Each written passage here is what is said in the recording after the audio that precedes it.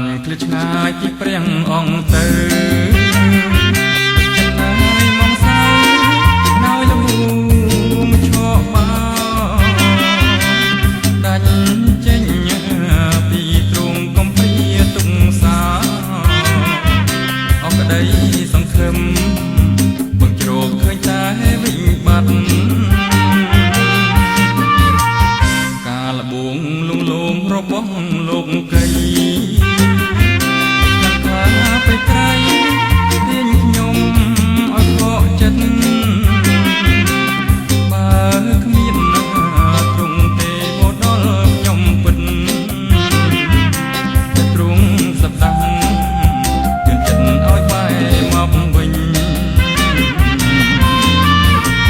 ព្រះអង្គម្ចាស់អើយពេលនេះខ្ញុំក្រាបព្រោះខ្ញុំមានបាបដោយសារបបងព្រះជន្មសូមប្រោះចិត្តរឹងឲ្យព្រមចង់ចាញ់ប្រទីសេចក្តីស្រឡាញ់ស្មោះដរាខ្ញុំវិលមកវិញដោយចិត្តស្មងសរ